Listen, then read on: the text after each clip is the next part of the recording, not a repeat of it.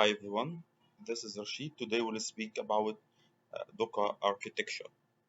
So let's start. Here's this image. Okay, I got it from Docker website, official website. Okay, as we can see here, we have a client.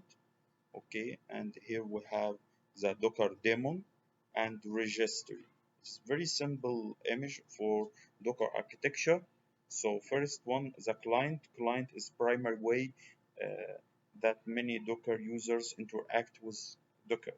So by using this one, you can interact with Docker. Here is the Docker, Docker itself or Docker daemon. Okay, it is lessons for Docker API requests and manages Docker objects such as images, containers, network volumes. Okay, so here is a container and here is the images. And from where Docker gets these images, it gets it from registry. Okay, so you can pull any image from the registry, registry, and Docker has its own public uh, repository or registry called Docker Hub. Okay, and this image it's about Docker Engine.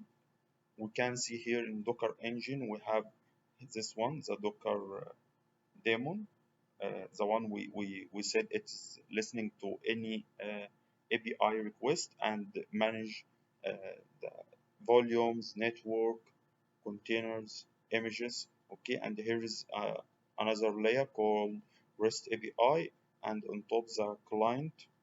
This is a way to interact with Docker server. Okay, here it's like Docker client CLI.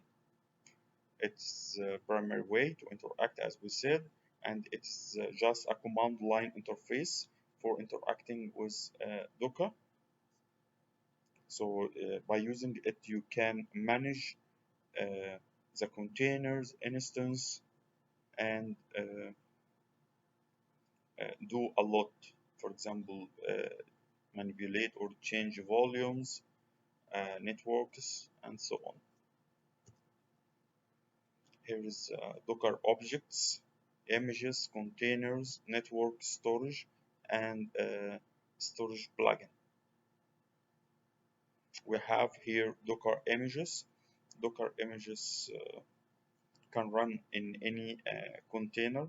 So Docker image is exactly like what the version or what is the base of or what the Docker will run. For example, uh, our PC run Windows, so Docker image like what is the operating system, which framework installed on it, things like that. And here we want to highlight something. All the images uh, uh, can run in any container environment. We said we have container D and the crew O, okay, because all the images or container follow a standard called Open Container Initiative. Here's Docker Registry or Docker Hub. Will have a demo how to create your own image and publish it on the hub.docker.com. Here, Docker Compose. Docker Compose is a way, give us a way to interact with Docker. So usually, to speak with Docker or communicate with Docker, we're using some commands. But by using Docker Compose, we can use some declarative. Uh, Declarative means we have a file with a lot of instructions. Okay, so it's usually a YAML file configuration, and by using one single command you can apply all the instructions inside this YAML file. I again, here's Docker ecosystem. We have Docker client, Docker server, Docker image, Docker machine itself, Docker hub, Docker compose. This is the ecosystem. And here is a very important one. It is related to container life cycle inside Docker.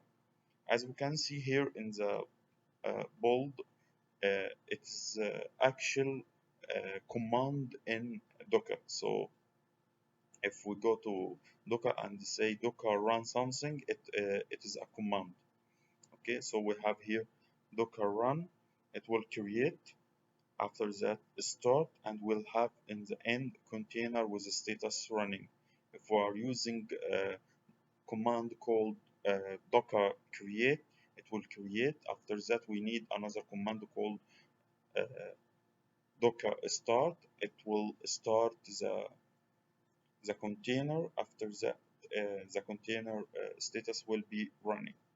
And here we can see, and if we have a running container and we run docker kill, it will die kill.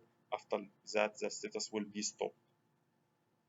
If we click, if we apply instead of docker kill, docker stop, it will die then stop. Okay, after that it will stop again. Actually, the difference between die and stop, it's like 10 minutes, 10 seconds, sorry. So if there is no response when we apply docker stop command, it will stop. It will kill. We'll review all of this again in detail. Okay. We have also some life cycle. Okay, or status. We can docker both. If it is both, we can docker unpause. We maybe our container killed because out of memory, so it will be die, and based on the restart policy, it can be restart, so it will restart again. If not, it will be stopped.